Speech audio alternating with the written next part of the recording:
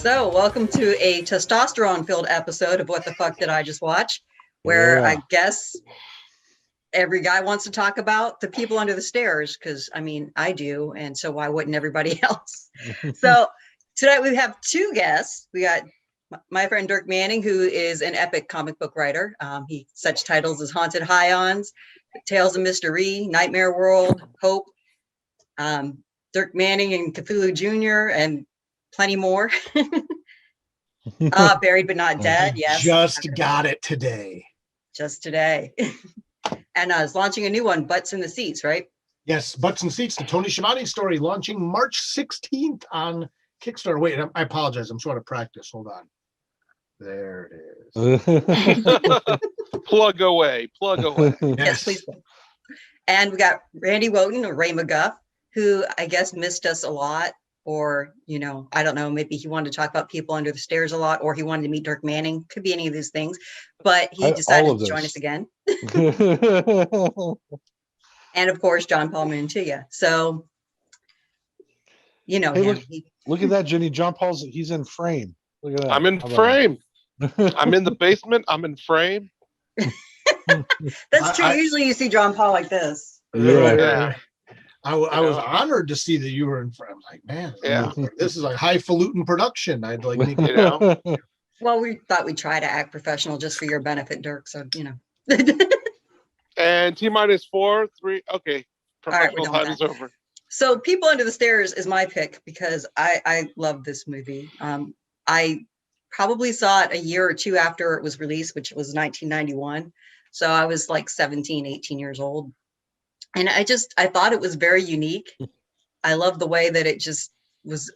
I mean, in a lot of ways, horror movies are always kind of social commentaries, but this one was more a social commentary than a horror movie, in my opinion, and very funny.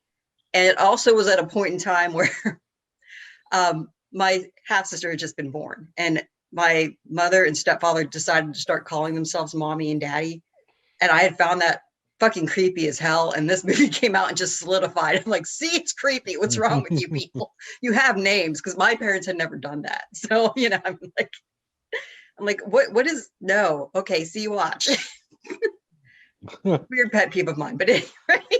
So I mean, that along with I thought Fool was just a really great hero character, because it was just this little kid who really was terrified the whole time, but did the best he could and just was trying to do the right thing no matter what. Plus, he was not white. He wasn't really sacrificing himself for somebody else in the role, even though he kind of did put his ass on the line when he went back after Alice.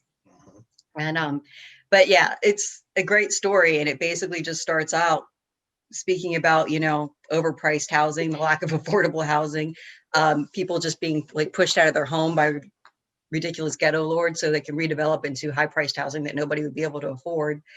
And as a result, you know, Fool, the main character, actually named Poindexter, but his sister started calling him Fool after the tarot card. His family's about to get evicted. His mom has cancer. They were 3 days late on their rent, which is going to cause it to be tripled. And basically shows up Ving Rhames and says, hey, we got a way to get you some money so you could do this. And it's the evil people that are kicking you out of your house anyway, so you should want to do this. And it turns out it's the lovely couple behind me. And they have been abducting children throughout the years, and to get the perfect child. And when they break into the house, all hell ensues. They find out how crazy this is, and Fool's two compatriots that were going to do the robbery get killed, and all hell is just broken loose, and you just find out how evil and twisted these people really are. And it's a great story. So I'll quit babbling about the story and let you all talk. Well, you know, I'll jump in on this, because I actually saw this opening weekend in the theater. So and it was like in 91, so I was like 16 or so. I got, well, you know, mid-late teenager. And it's interesting, Jenny, that you saw it a year later, because what I'm curious is, did you pick up on the extreme social commentary? Because you were younger too than when you saw it, if I'm not mistaken. Yes and no. I mean, I did, in the sense that I grew up in the Youngstown area. So right. Yeah, okay, gotcha. So yes. Because for me, like when I watched it at that time, it was a horror movie, and there was a lot of cool stuff in it. The black kid survived, which was nice. Obviously, other people of color got killed, but I mean, a lot of whatever. It wasn't so much like the trope that you normally see. But I saw the movie opening weekend when it came out. I watched it again probably 5 or so years later, and then I hadn't seen it again until a couple weeks ago. And I could not believe how much I didn't pick up on the extreme social commentary of the movie the first time. And I've been meaning to rewatch it anyway. When you reached out about, being on the show, which again, thank you for this opportunity. I've been meaning to watch again for a while because I heard Jordan Peele's going to do a remake. And I'm like, man, I really enjoyed that movie. I need to go back and rewatch it. And it was like on Shudder. I'm like, okay, I'll get to it. They took it off of Shudder. I'm like, well, no, I'm not going to be able to watch it, and going through all these hoops to get to watch it again. Because heaven forbid I just like download it on Amazon and watch it. Go get the DVD somewhere, the Blu-ray. But I was just, and I don't know how the rest of you interacted with this, or if you saw it back in the day or not. But watching it again now as an adult, and and I hate to say something as pretentious as a writer, but as a writer, and just the scathing commentary that was in the movie, which not only was accurate then, but it's just as accurate now. It's probably more accurate now, and that would like make so much more sense with Jordan Peele remaking it. I'm like, oh my God, yeah. I mean, this is for Monkey Paw, because I'm like, yeah, this movie is just as relevant now as it was in '91. And that's something that really took me aback, aside from all the crazy, wacky horror stuff, which I'm sure we'll get into. But I don't know if you guys had the same reaction or interaction with it. Yeah, I when it came out in '91, I was only 10, and so I didn't see it again. I didn't see it until I think it was like 12 or 13. Mm-hmm. And when I watched it, it was at a friend's house. We just watched it just for horror, right? Like the whole movie. All of the things that I picked up on just a little bit ago, like last week when I watched it, I didn't catch any of it. I'm just a kid identifying with this kid, going to these creepy weirdos' houses, trying to get these people that live under the stairs out. I mean, it was just a straightforward movie for me. Then, like you said, when I revisited last week, I couldn't believe like the things in this movie that they were saying back then. And now, like you said, translates completely to today. The money grubbing scumbags that own all of the property now, how property prices are through the roof. It's a seller's market. Okay, yeah, you're a creep, Yeah, this certainly highlights gentrification, to say the least. Yeah, and the gold coins, I think, were very specific. It's like, to me, it was wealth. It just meant wealth. Yes. And that, as a kid, I was just enamored with the gold coins. Like, oh, that's cool treasure, So, but as an adult, I connected all these dots. I mean, the people under the stairs as class, goes too. You're keeping the people that you don't particularly like because of their traits below you. As you ascend. Yeah, you ascend over them. Yeah. Yeah, I mean, and then the ending of the movie, I told Jean Paul, I really didn't remember it. I remembered him giving the coins to the old guy, and then I thought that was the end. So when it came back that he went to get Alice, it was like watching something completely new to me. So the actual ending, I was sitting here clapping. It's like, this is fantastic. So yeah, overall, this was one of the first big horror movies I'd seen too as a kid. I'd saw some Night of the Living Dead and a couple of Freddy movies, but this was like, ooh, this is subversive, the guy's in a GIMP suit. I didn't even know what a GIMP was, So, right. Right. Somebody's using that phrase when I was like 12, and I went, oh yeah, it totally GIMP suit. I had no idea what they meant. I was like, oh, he's just in a rubber suit. Okay. So to interrupt, Yeah. I don't think I even like at 17ish, I was fully aware of the gimp suit or that culture, but I did tie it back to the Beastmaster, like the weird creature that they had. Oh yeah. And that's what it made me think of when I first watched it. Sorry. No. Yeah. So overall, like, and I was telling Jean Paul too at the end when I don't know how much you want a real spoiler alert if you haven't seen the movie. I just I'm going to go ahead and say this. No, At it's the okay. very We'll end, know better. the people under the stairs, some of them get out, one in particular. And as he's looking around, Yes. everybody's looking at all the money, right? But to me, the coolest part was he's looking around like it's the first time in years he's actually looking at life again. Like it was like watching Planet of the Apes and seeing Caesar get out of his cage for the first time, you know? So it was a really cool ending to me because he's like he's all jacked up. Don't get me wrong, he's going to need a lot of therapy, but Some he's got reconstructive surgery too.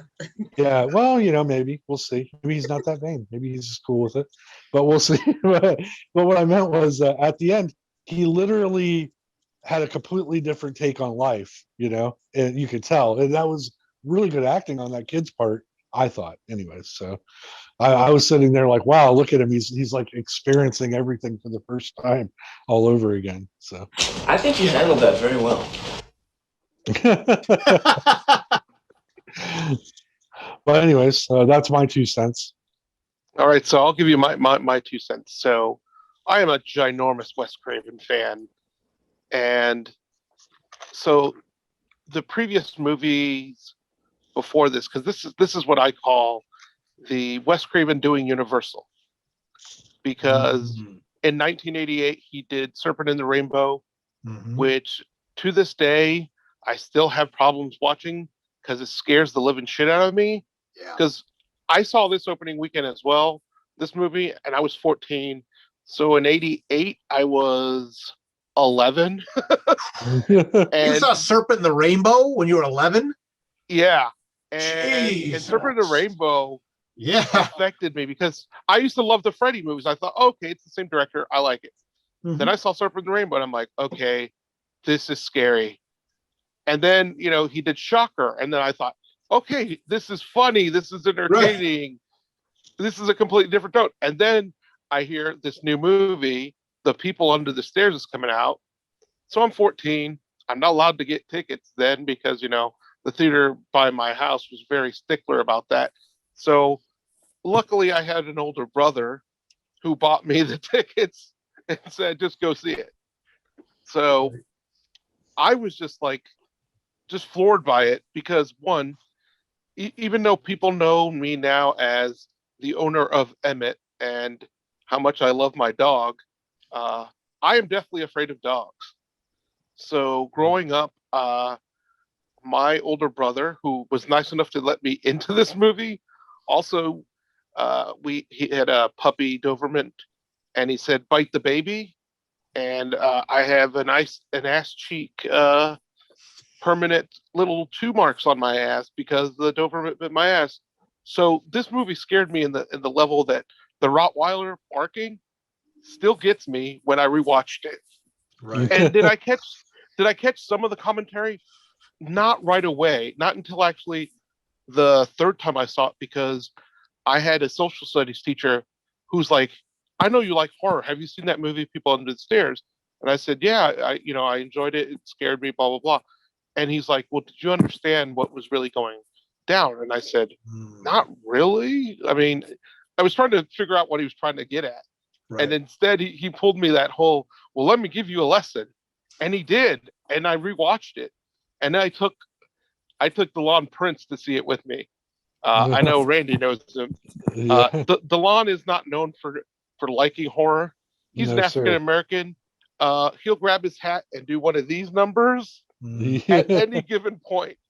So during most of this movie, this was him. But our teacher told us all these different things to look at, and it just opened my eyes. Right. So I was just like, wow.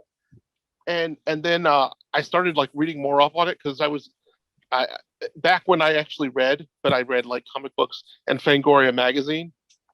Wes Craven gave a great article on this movie, and how he really wanted it to be a social commentary of how really it is, and how he couldn't really figure out how to end it. So he dreamt the ending, and that's what he put in the movie. So distributed through the neighborhood. yeah. Yeah, So well originally redistributed. originally it was supposed to end that first thing that everybody thinks, like Randy thought, is the ending. He gets out, the kid's fool's free, that's it. And then he dreamt doing this tacked on thing, which makes the movie, I think, so much better. Oh yeah. Mhm. One, it adds a little bit more of the running time, but it makes all of the message that he's really trying to tell wrap up into a great story. And like you, I've read that Jordan Peele wants to remake this. I also read the reason why he wants to remake this is growing up, he watched this and Rosemary's Baby, and that was like his go-to for horror. Right. So I'm just like, okay, he will really find a great way to retell this story without doing exactly the same thing. Mhm. So I'm kind of excited for it. So And- I really love this movie. I mean, I've now rewatched it again, even rewatched it again last night, and that dog still made me kind of cringe because I was drinking some pop watching it, and he starts barking. I went like this, and I spilled on myself because I was like, "Fuck!" But you would have done Damn that if dog the dog scares wasn't me. barking or not, really, honestly. I mean, okay. I do have a drinking problem. All right. But it's interesting though that both of you mentioned this too. The scene at the end with, and I was in the same situation you were, Ray, where one of the things I distinctively remembered about this movie, ever since the very first time I watched it, was that one of the final shots where the kid that got out, who looks like he came straight out of the Megadeth "Go to Hell" video from Bill and Ted's Bogus Journey. But Right. anyway, Good call. deep He cut. is Thank you. I'm out. That's the only thing. jacked. That's the only joke I wanted to make the whole time.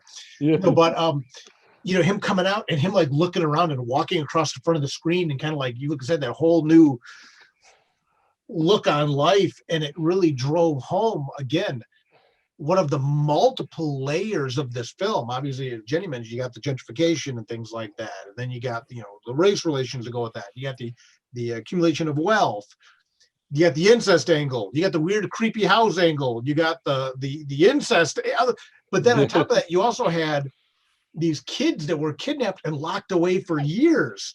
And there's so much going on in this flick, man. There's so many tropes of horror mixed into it. I mean, when you just start to delineate it all out, but that closing scene with the kid just kind of, walk across front. And I didn't know he tacked on the ending. So Jean-Paul, I appreciate you Yeah. kind of breaking that, because I didn't know that. But it just, all that money is floating, right? And everybody else's attention's on it, and he's just like looking at the sky. Yes. That's his $1 million right there. Right. Right. And don't get me wrong. I mean, the money, people grabbing the money, right? Absolutely. Right. The whole neighborhood had been decimated for years. But him just like looking, and again, it just added one more layer to the many, many, many layers of just creepy, weird horror stuff in this movie. So the interesting fact that I just learned I hadn't realized was that Wes Craven got the idea for this story from an actual happening. It was a case in 1978 in Los Angeles where two burglars broke into a house, and when the cops came and to take care of the burglars, they found children locked in the basement, the couple that owned the house, and they'd just been locked away. So I think that reality probably fed into what he did as well, because the scenes that seem kind of funny when you watch him, especially when you feel like a Mommy Dearest moment in there, like when she's lazy kid and you won't clean nothing, which made me think of the Mommy Dearest scene when she was making her clean the bathroom. Right. And she's throwing the kid into the boiling hot bathtub after she gets blood on her dress from when she was cleaning up where the dead body was. And but I know it came across as comical, but I think that it really did that to shelter us from the kind of abuse that's quite possible and does happen, unfortunately, way too often. And then you filter in that these kids are also abductions as well. And it's, the whole reason why I like horror, because reality is much more horrific, and a horror movie can take you out of it and help you process it. Mhm. And it's why I've always adored it. And I think People Under the Stairs is one of the best examples of it. I mean, it's serious shit. I mean, you got racism, abduction, child abuse, murder, mayhem, Right. scary dogs, which unlike John Paul, like, I'm going to die because I'll try to pet that dog. I mean, that's basically what's going to happen. No, to me. thank I'm you. like, Me too. puppy, it's No, fine. thank I'm gonna be going, you're a good boy. You know you're a good boy. Stop doing that. I mean, I'm just walking my You'll dogs be today. going like another this, dog and you'll be charges going me, and like I'm like, this "Sick," and afterwards. he Like, did. yeah. I mean, I've gotten better now that I've had a dog for the first time ever in my life. But yeah, I don't know. That Rottweiler, I mean, it still gets me. I mean, it's also, I think, the way Wes Craven frames shots are just so incredible. Because this movie, like we said, came out in 1991. It's not really dated much. There are some things, tropes like the telephone and certain things like that, but the way it's shot and the way it looks, it doesn't look like an old-timey movie. It doesn't, and it's just really good. Two Visually. things that stuck with me with the rewatch was the first thing, Ving Rhames laying on the floor, right? The kid fool gets up there because he thinks he's dead. He's like laying across the floor on the second floor looking into the vent, right? He gets up on him and he realizes that this scary dude, Ving Rhames, that's planned this whole robbery and everything, is so terrified of the shit he's hearing downstairs that he can't get up. Like, Yeah. I don't When know his if you head's guys- in the vent. yeah, his head. Yeah. The look on his face of oh, it's you, and then he has to go back to being hard again, But he was so terrified of whatever he was hearing, that he couldn't get up. That to me that one got me, and it's like you were saying, John Paul shot really well. Also, when they go out and the police show up with the van, how easy it was to just get the cops to go away because you're two middle-aged white people complaining about crime. Fluent white people. Yeah. Yeah. Oh, the crime around here is terrible. I don't know. Yeah, no questions about the padlocks on the windows or nothing. Just their house is completely different than everybody else's house in that respect, in that neighborhood. There's this van is just sitting there with all this shit in it, and the guy's like, "Oh, let's go take a look inside." Nah, it's cool. Everything's fine in there. We looked. Right. Oh, okay. Yeah, addressing white privilege in 1991 in a horror movie. Right. Exactly. Obviously, you can go back to like Night of the Living Dead and stuff like that, and there's a lot of talk about obviously race relations and things like that. But yeah, again, that was another one of these moments in the movie, and I'm just like, this is like current day. And then even to your point, Jenny, about how was it just a couple of years ago or so that guy had all those women locked up in his house in Cleveland. That's right. And I'm sitting there watching the whole movie, and I'm like, and I kept going, like looking at the sleeve, and I'm like, 1991. This came out. It's like, and then I'm like, man, this movie's 10 years old. I'm like, oh, wait a minute. No, that's not right. Like, oh, it's 20 years old. Like, oh, wait a minute. That's not right. I'm like, I'm like 91, 2001. Yeah. Like, this movie's 30 years old. And like you said, John Paul, and it's, for all intents and purposes, it's timeless. It's It's timeless. It's incredible, and I feel bad now as a guy that I consider myself somewhat of a connoisseur of horror, that this has been one of those movies to me where I'm like, yeah, that was a fun movie. But it's like, looking back now, it's like this movie should be talked about with the reverence of like They Live and things like that, like those movies that are just timeless social commentary. And I really, looking back, see this as like a companion piece to John Carpenter's They Live. It's like People Upstairs and They Live. It's like, if that article hasn't been written, it needs to be, just about these timeless social commentary movies that come off as kind of goofy, but just. What does that say about us, though? Here we are 30 years later. 40 years, when you talk about They Live. Right. 40 years incorporating yeah. that. Still in the same, consumeristic society. We're sitting here talking about a movie where gentrification is happening down the road here in Columbus, and it's happening right in my neighborhood. Right in Jenny's neighborhood. And right down the street from me here too in Hilliard. I see it every day as I'm driving to work. And we had a plague, people are poorer now than they've ever been in the history of our country, next to the Great Depression, that we're fighting over a stimulus bill that literally won't help anybody except for about 3 weeks, Right. And banks are sucking up all the fucking properties. I've been dealing with some stuff myself on that end, and I can't tell you guys how much I hate the housing market right now, where they keep saying it's a seller's market. There's so much money out there available for people to buy homes, and so little homes, that people are actually now tripping over themselves to underbid so that they can use that extra money to make their house a dream home, like they see on the HGTV channels, instead of just be happy with the fact that they're going to buy property that they can build on for the next 20 years. I can't tell you how many offers I've had on this property I'm trying to unload where people are underbidding me by like $30,000. I'm like, the bank's not going to take that, player. Right. I don't know what you want me to do. I know you want to have your she shed out there, but or your finished basement, your man cave.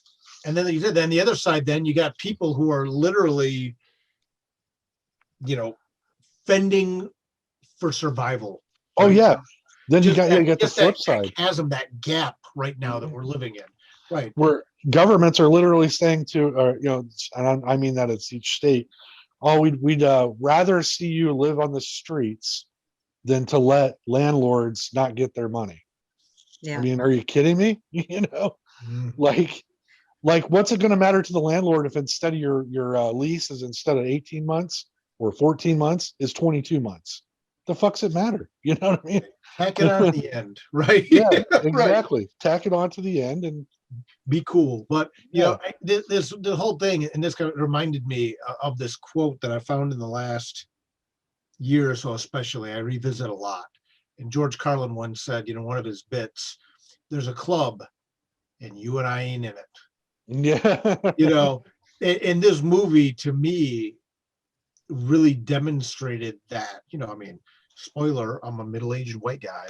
So I'm, you could argue I fail upward, but that's not always been the case. But, and again, just so many things in this movie, like you said, they're 3 days behind rent or whatever it is, some ridiculous amount, and now they got to pay triple. And, not being able to cover for a basic life-saving insurance, they should be pretty standard. I remember they made a point of saying that this surgery is the surgery that could have saved Fool's mom was fairly routine, I believe they mentioned. I don't remember exactly how but right. not unattainable under normal circumstances. And all this stuff, I just kept coming back to, there's a club in you ain't in it, And like I said, 30 years later, I mean, we're there. And let's not even get into like the blatant acceptable racism that obviously the villains in the movie demonstrated, but that we've dealt with in society too. It's like more than ever. Whether you look at it as class warfare or ethnic warfare, what have you, I was just blown away. And when I agreed to watch, when the list of movies came up to watch, and I said, man, People Under the Stairs, I just remember this being this cheeky, goofy movie, like some of you. When I first watched it when I was young, I didn't know what the gimp suit was. I just thought it was like demonstrating that he was some sort of crazy, weird hunter guy or something, Right. And I remember like the tunnels through the walls in the house was cool, and I just thought it'd be fun to revisit that movie. We'll sit here and we'll riff on it. We'll laugh. We'll LOL, with our BFFs here, and that'll be that. And watching it, I mean, literally at times I'm just sitting there like blown away. I'm like, childish Gambino, this is America. I remember mocking the kid with no tongue when I was a kid, like Roach. doing it after. Yeah. And now I felt horrible. Like I was sitting there like, what a shithead I was. Go back in time and smack me across the face real hard. Really? Yeah, right. No, it's funny. Like I said, I kind of was vaguely aware when I watched it at 17 or 18 about it, just because, where I grew up is very stratified and segregated in a lot of ways, Youngstown. Well, and many, many ways Youngstown is. And so I mean, you can walk, you know, you had middle class homes, you'd walk like a block down from where I lived and you could see like where it got less and less. And it just always, you know, it's like that. So it was in there, and it was in there so much that when I went away to college and started looking for housing of my own, and like just the price difference from like Youngstown area to campus area in Columbus, Ohio around OSU, I was like, well, shit, now I get it really. Like it really brought people under the stairs home to me, because it just was like, how do you do this? You know, how do you be a poor student working part-time and going to school and, you know, afford rent? And it's just stuck with me every time. Anytime I've like priced houses, when I bought my own house, when I've watched how much it's increased over the years. Like I live in a 1,000 square foot house in what I would call a borderline neighborhood. Mhm. I like it. It's where I'm comfortable. It's nicely mixed, and that's what makes me really happy. But I mean, the house that I bought for $70,000 now, I mean, it would go for almost $200,000. And like my brain's like, there's no fucking way I would ever pay $200,000 for a 1,000 square foot house in the hood, you know. But I mean, that's the reality of it. And it just pushes people more and more out, so that there is literally almost no affordable housing. And then when you see banks and stuff trying to address the problem, they will like quote you things like $125,000 homes. Like that's like in the downtown area around Nationwide, big bank is working with Nationwide itself, and they're supposed to be creating affordable housing around the area. The houses are $125,000 to start, and you get a $25,000 grant if you qualify, but that's still a $100,000 house. Mhm. You know, when I was in my early 30s making like $34,000 a year with student loans and debts and stuff like that, I could only qualify for maybe an $80,000 house.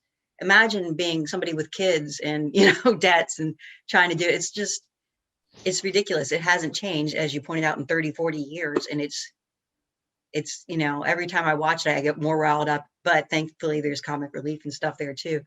And it's just, you know, I don't know. It's like the one scene where he thinks he killed Fool when he actually killed his dog. And you just see him jumping around going, I got it, I got it, I got it, I got it. Yeah. And then his sister / lover says, prove it. It just makes me think of the person that says, no, I understand what's going on, or it's not real. And somebody going, really? Look at this. Right. Which is not what that scene was about, but that's what clicks when you have this severely deranged couple. Which You know- hats off to the actors who played those roles, because they were fabulous. Oh God, yeah. So in fact, I was talking to a friend of mine about the movie, you know, just in this past week, and I said, man, I went back and watched People Under the Stairs. You know, I'm doing this podcast, you know, some friends of mine and stuff about it. And it was funny because he's like, yeah, he goes, I didn't like it very much. He goes, the acting was too over the top. I'm like, that was the point. You know, I go, it was supposed to be parody, but it's like you said, it's like, I don't even know if it's parody as much as it is just like shining a big light on this scenario, you know. Right. They can dance around in the middle of their house and shoot their shotguns off, and nobody shows up. You know, Right. You know, Right. Exactly. Right. They're blowing holes in the walls and stuff like that, you know. And it's like their home's half of a funeral parlor and stuff like that. And Right.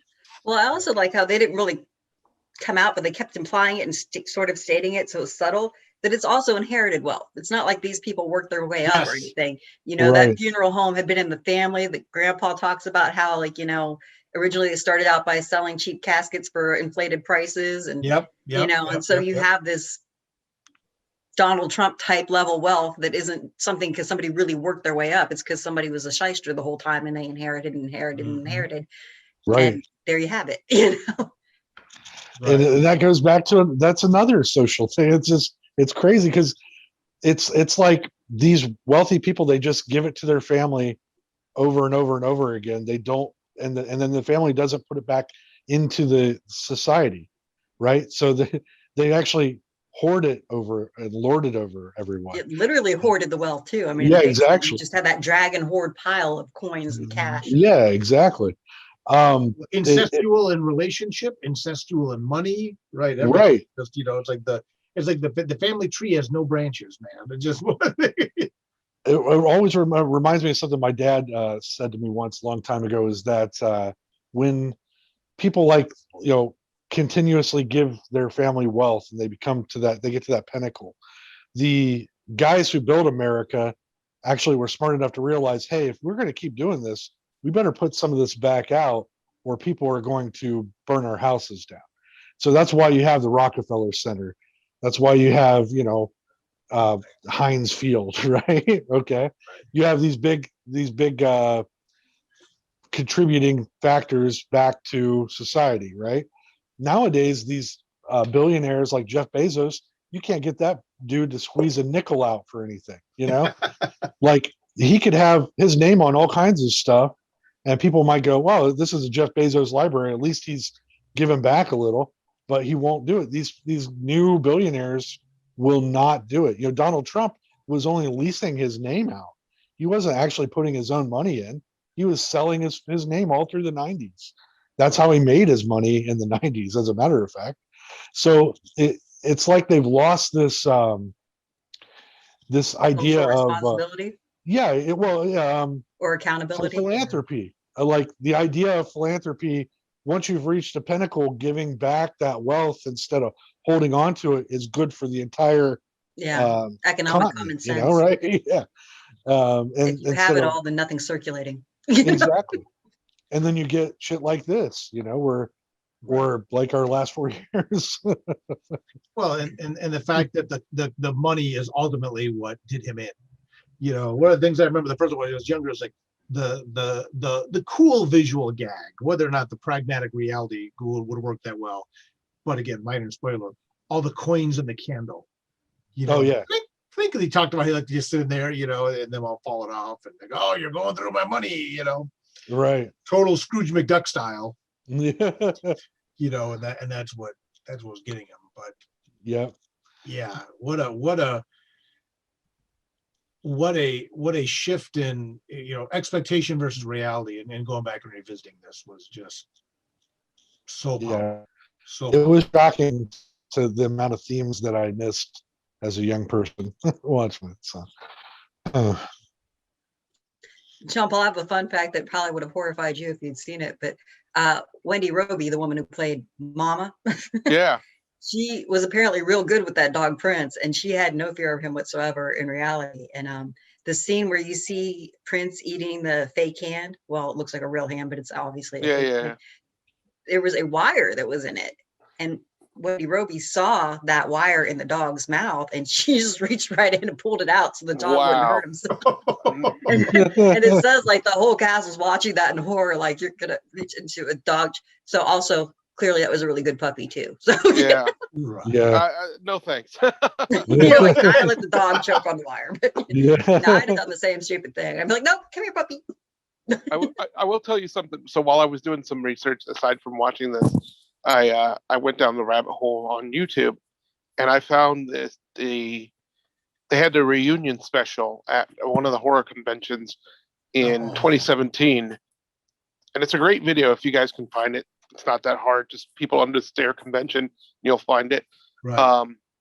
But it's what I found really interesting is, everybody in the cast that they could get back, they talk about how it meant this much to them and all this stuff. And then the actor who played Fool, he's like, I was 12 years old. I didn't know what any of these messages meant. He was also very prolific in that time. He was in tons of movies. Yeah, so I'm like, okay, that's funny.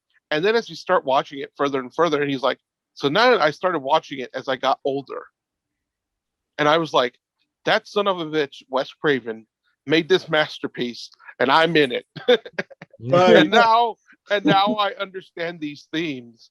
And it's crazy how, like, even he had to open his eyes, because he's like, I get to do, because he's like, I was 12 years old. All I did was run around that set and had fun. Mm-hmm. And because they asked him, they're like, well, did you understand this? He's like, I was 12 years old. But then he's like, yeah. Then I watched it as I got older, and it's so fascinating to hear the actors actually talk about their experience. So if you guys get a chance, I suggest watching it. It's really cool. It's maybe 40 minutes long. Like a panel appearance, yeah. Yeah, it was a really cool. I forget what where they were at, but like I said, I just kind of went down the rabbit hole to kind of look at other people's takes on it, and it's funny because a lot of consensus is like you said, Derek. It's like people just thought that this was initially a silly movie. It's well rated, it's well reviewed, but people just initially thought it was just a silly movie. They didn't really start looking. I would say until maybe about 10, 15 years ago, do you actually see people actually start to really take a deep dive? And I think maybe that might have been the passing of Wes Craven, because obviously, you know, after somebody's passed, then people can start going through and looking at the artists and their work, the body of work, right. But I was lucky, like I said, that I had a teacher who said, no, rewatch it and start looking at these themes, and it just opened my eyes. And it is one of my favorite Wes Craven movies. I mean, and then for entertainment value, shocker, because it's just a silly movie. But even with that being a silly movie, Wes Craven would always, in his movies, have some kind of message, or he was an avid reader, so a lot of his ideas, like Jenny said, did come from reading articles about wasn't stuff. Shocker kind of mainly a commentary on the, you know, how the justice system fails? Yeah, exactly. And it had an amazing soundtrack. Yeah, Dudes of Wrath were on it. Dudes of Wrath, Dangerous Toys. You know, was King's X even on that one? Yeah, because such a great soundtrack, and I'm so mad that I cannot find an affordable CD of the Shocker soundtracks. I had the tape years ago. Sorry. The music, actually, that brings us to a good point here too. The music in this film was really good. It's well done. It ratchets up the intensity in a couple of parts, especially when Fool goes back.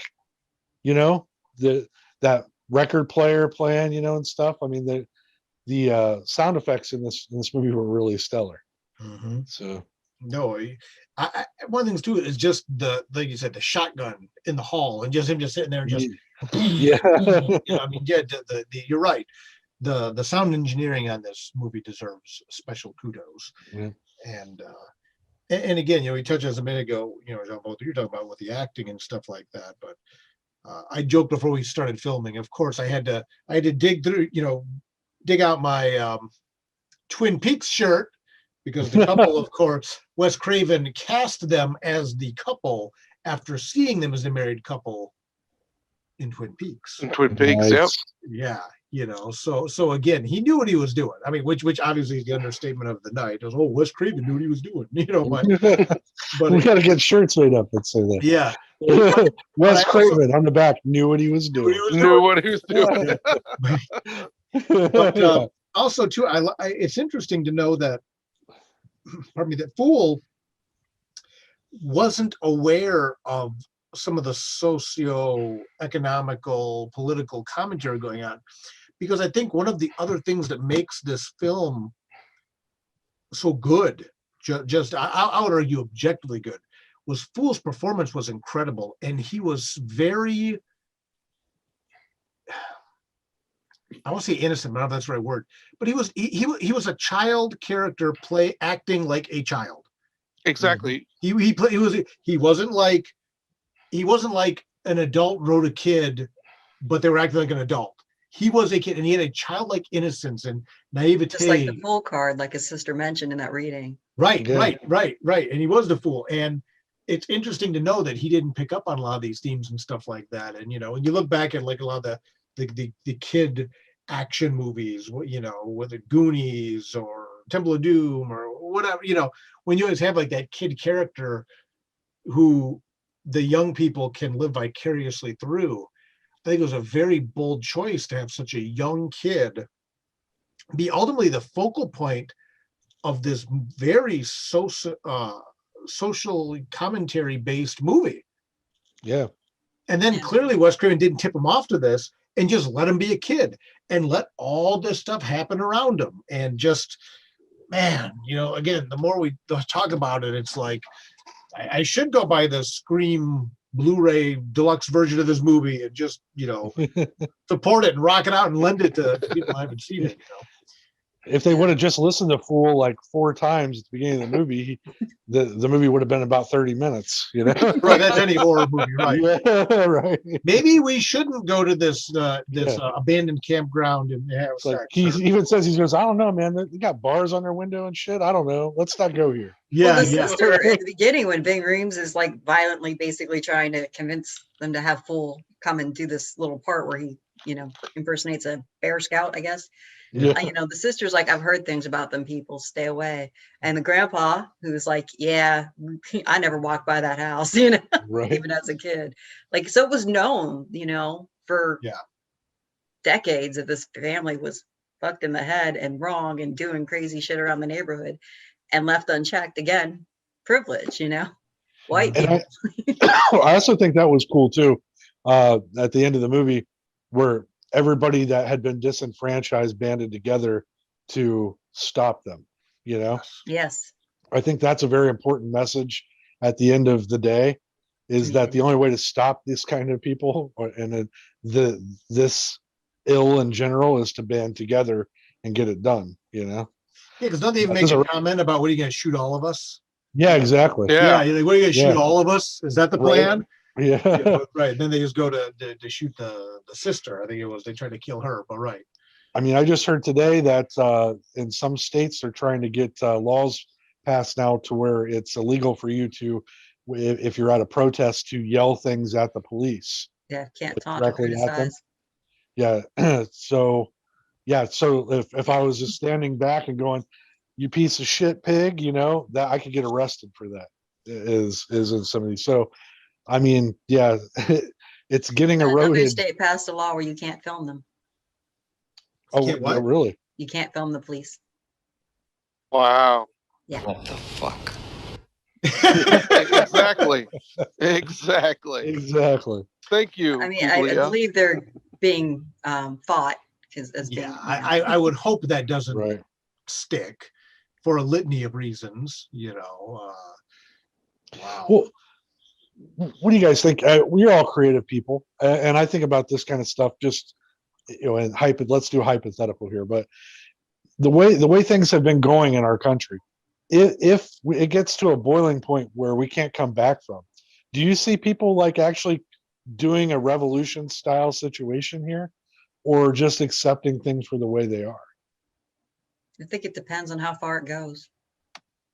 I mean, a lot of things, it's just, if it's not going to affect your comfort, right. Well, it gets passed. I mean, if you just think about the history of it, I mean, the Patriot Act basically took any kind of freedom you had away when it comes to your personal space. I mean, we all sat back and ate that because we were like, oh, they attacked us, right? Yeah. But now we're talking about people literally taking lies and becoming mob mentality people in our own country. You know what I mean? And we're talking about our own country. Then there's no boogeyman anymore.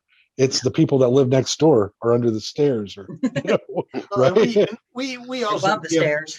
Yeah, we give up a lot of our freedoms, a lot of our privacy and stuff as well. Using social media, or what's the old joke about the Apple terms and conditions? Yeah, right. It's like we don't even read the terms; we just hit accept. There's a graphic novel of the Apple terms and conditions, and it's like every artist does a different page, but it's literally like 150 pages, whatever it is, of just the terms and conditions written out with different illustrators illustrating different pages, just to try to get people to read it. Wow. Yeah. I got a copy over my spinner rack over there because it's like, oh, this is how you get people to read it. Well, didn't South Park do an episode years ago where basically one person got turned into the middle part of a human IP'd, right? Because he just clicked yes on the terms agreements, and that was like one of the things where he could be used as a you be used as the middle of the human centipede, right? It has an iPad the terms and conditions. But I guess what I'm saying is, where do we stand as where we stop this? You know what I mean? Like, if we just keep letting these kind of things go on, here we are, like I said, 30 years later, the same things apply. In another 30 years, I'm going to be in a nursing home if I'm still alive. I'm not going to be out in the streets shooting down drones with my fucking, I don't know, sound I'll be wave gun. 6 and 30 years, I think I'll feel more free to shoot drones. You know, I might be. You're right. Maybe I'll be a leader of the revolution. I'll be a John Connor type. I mean, All I'm fat in my gonna die wheelchair. soon anyway. Fuck it. Yeah, right. I'd be more geared towards the revolution at that point myself, which, you know, is kind of the problem in a sense. You do see a lot of people that are not fact checking at all. They want to believe the narrative or the myth because it keeps them comfortable. It goes back to comfort, you know, to believe that, you know, that change is not good, or that they in no way can be, you know, responsible or racist, or, you know, their cult leader could be wrong in any way. And so you see them do crazy shit like storm the Capitol because to them they have nothing to lose, you know. Right. I know a lot of people are talk bad about the younger generation. I even joke around about it, but I think some of the things that they've done are steps in the right direction, demanding that things stop. You know, now maybe it gets a little hinky here and there. I mean, is it a little uncomfortable that 5 Dr. Seuss books got pulled for some person that likes those 5? I guess. But I don't. Keep in mind, Dr. Seuss, the state pulled them themselves. No one. Right, exactly. It's the publishing company. They've chosen to quit publishing them. Exactly. Right. And, you know, and of course, without fact checking, people are like, it got canceled. No. Right. No. But I'm just saying, The like, at the end corporation of the that makes day, money off of it says that this is something we don't want to do because it makes us look better if we don't. It's capitalism. Well, you know, I thank you for participating in that. It was just something I was thinking as I was watching it. Like, where do we, like, if this is still relevant in another 30 years, what are we going to be saying? Why would it be? You know, that's what I would. Well, I mean, to tie back to what Dirk was saying, they live, I mean, around 40 years ago. We're still looking at similar situations to that as well. And it, you know, right. Shove a screen in front of our faces. We'll just trot along anyway. And, you know, sometimes you wake up and you've banged an alien. I know it happens. Right. Yeah. What is it, baby? Right. What is it, baby?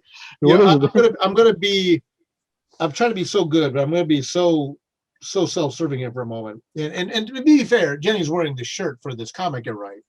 Mr. Reed, right? There it is. Punch Demons called Mr. Reed. All right. You know, this has been a series my favorite series to write by a mile. And volume 4 here, let me just make sure, was published 2018. It was written probably 2016, 2017. One of the things in this volume is the setup in the book is hell invades Earth for 3 days. Monsters and demons, all that stuff. And for 3 days, it all stops. It all goes away. And people think, okay, that was pretty terrible. But it was 3 days. We can move on.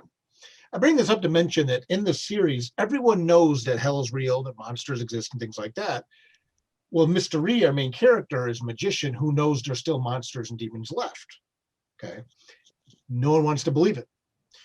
So one of the things when we get to volume 4 in this book that I start to explore is, and really it's through all the books in the series to date, is that selection of reality. I guess now we would call it, in my point being, now we would call it like fake news. But, you know, the society has PTSD in this series. And basically what they say is, if you're one of those people that believe that demons are still here, maybe we need to go lock you up somewhere. Because you know what? You need help. You're having a problem adjusting to the world. You have post-rapture adjustment disorder syndrome. You have PRADS. We have places to put you. This was meant to be parody. Right. Like Kafka-esque Orwellian horror. You know, the fact that everyone knows that demons are real, but then if you think, hey guys, what if there's still some left? And they institutionalize you. And now, you know, and I don't like to get political about stuff because no one's opinion really changes when someone talks about politics online.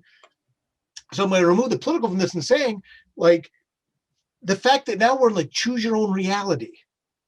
Right. You know, and I'm like, I've been writing about this since 2006 in the series, and you know, now it's like, how is this happening? This is like the stuff that Albert Camus and Franz Kafka and George Orwell warned us about, and even then, I thought it was supposed to be kind of like a extreme parody type thing.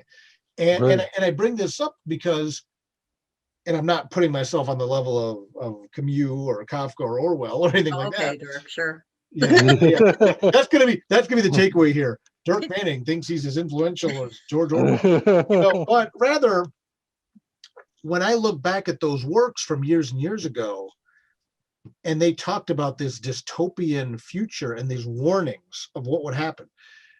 With Animal Farm, one of the things I always like to talk to people about Animal Farm about was how, to me, Animal Farm was a precursor to the dangers of getting rid of books and things like the internet.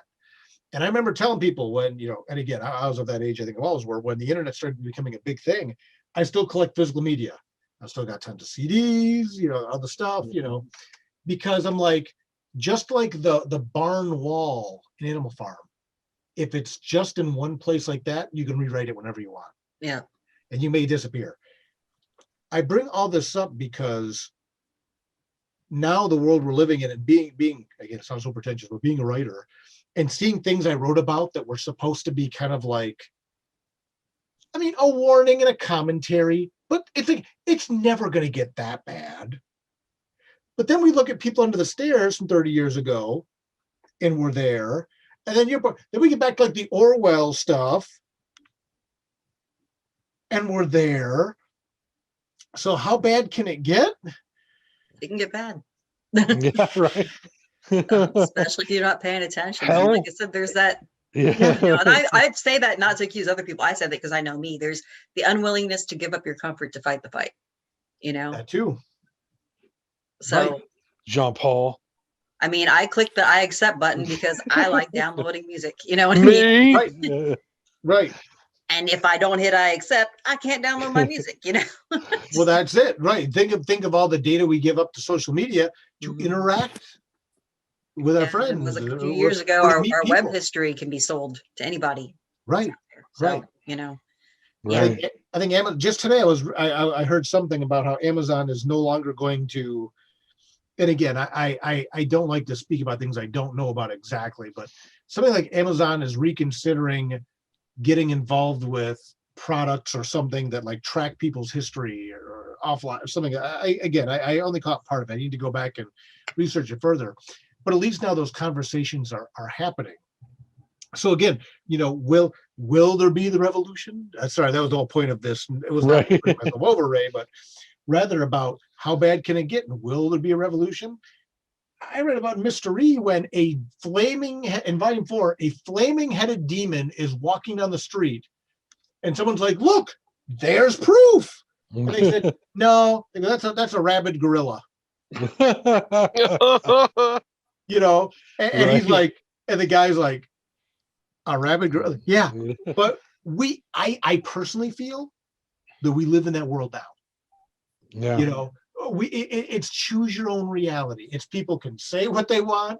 They can, the Dr. Seuss thing was it, some of the conservative news commentators were saying, well, Dr. Seuss has been canceled, and they're showing like the Sneetches.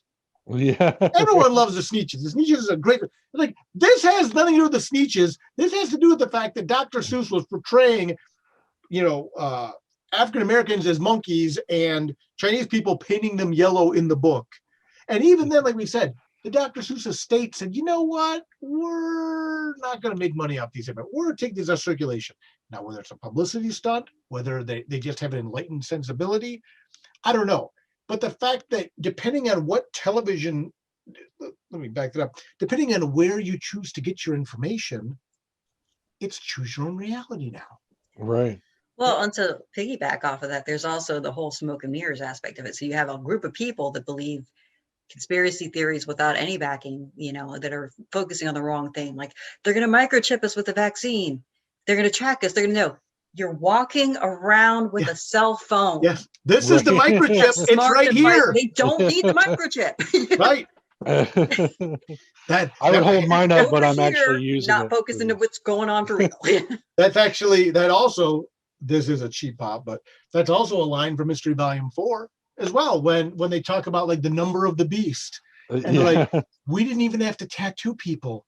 They tattooed themselves. Right. It's like we know where they are. We know what they're doing. Yeah, exactly. It's like, You know, it's like, so. So yeah, we've hit our hour mark. So Yep. Yeah, sorry. Yeah, sorry. No, I didn't mean to like totally put myself over the last 10 minutes, but it just, no, that's why we have No, guests. it's fine. But one fun fact I wanted to throw in there that right before Wes Craven died, he actually was in talks with Sci-Fi to make People Under the Stairs a TV show on Sci-Fi, and I think that would have been epic.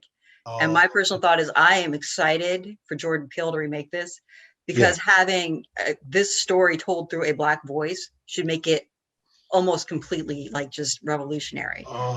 And I'm excited for that to happen. And I'm glad it didn't go to Sci-Fi.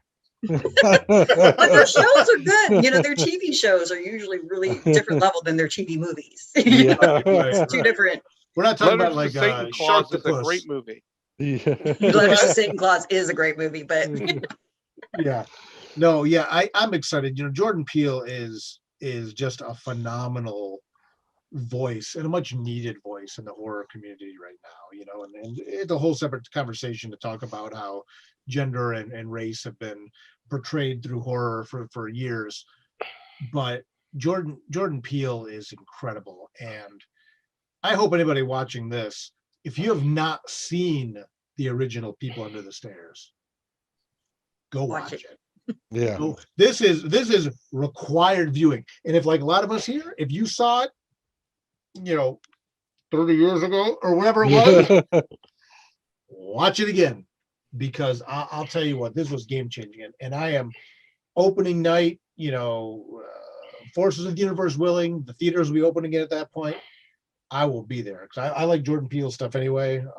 And yeah, I mean, this was a powerful movie then, and I can't, like you said, Jenny, I can't imagine now with his voice and his voice contributing to the story. I'm just, man. And plus the kids, hopefully under the stairs now, won't just look like weird face painted headbangers. Right. That'll be, look like Slipknot rejects. yeah. Like I said, it always reminds me, like, looking back of like the Go to Hell video from Megadeth, Bill Ted Bogus Journey. It's like they just have like white caked on makeup and long Well, and they hair. were mutilated, so they were, you know, scarred and scabbed. I was pretty yeah. sure I had that sweater that kid was wearing when he got out of there. Right. I was like, hey, where did you get that out of my closet? Right. Like, that was my haircut at that time, right? You know. Right. It's my haircut now. I mean, Right. You wear it well, though. oh, thank you. The people under the stairs look. Yeah. It's a talent. Randy, thoughts? Final thoughts? Final thoughts. Again, you know, like if I can't agree with you guys anymore. Definitely, if you have not seen this, check it out. If you have seen it, give it another shot. As an adult, you'll see all kinds of new stuff. And you know, thank you for inviting me on. It's nice to have you back. Thank you. John Paul? Let's not have it back again anytime soon. Present, please. That's all right. I got 9 podcasts. I'll create another one. A whole. There you go. Yeah. Again, I mean, like I said, I'm a huge Wes Craven fan. I mean, revisit a lot of his work. It's enjoyable. This is also, like everybody said. Cleveland, so you know, Ohio people. Exactly. Right. You know, this is one of his best. Even though, like I said, it got, I would say, lukewarm reception initially, but it's definitely a hidden gem of his. That, because, you know, people think Wes Craven right away. People say Nightmare on Elm Street, and you know, so or Scream, the next generation. There you go, or Scream. So yeah, it's definitely worth it. You know, Wes Craven's legacy will, you know, be a wonderful legacy. Just, yeah, you can get this movie at a lot of different places now, fairly inexpensive. So, just a few last things. Just remember DirkManning.com to check out his whole bibliography. Sign up for his newsletter. He's also has a YouTube channel that's going to have some original content in it. Check out his Kickstarter. Yeah. Go to buttsandseatscomic.com if you're a pro wrestling fan. Butts and Seats, the Tony Schiavone story, will be my next epic Kickstarter launch on March 16th. excited for that. Randy, as he says, got 9 podcasts because I'll go check out some of the other ones so we don't have to have his ass on ours anymore. And he's got some writings of his own, so check him out on Amazon. Some short stories and short story collections, correct? Right, under my real name, Randall Woten, Woten. There you go. A couple of short story collections and a novella. Yeah, if you're interested. You should be. Yeah, you probably shouldn't be, but hey, what do I know? You might like it. You can also catch John Paul Mantia and Ray McGuff on Schlockfest. That's right. If you haven't had enough of me, Girls Go Schools is going to do its inaugural recording of its podcast, which I am a part of, on March 20th. And you can also check out me dancing and stuff on Sacred Shimmy. So thanks, everyone.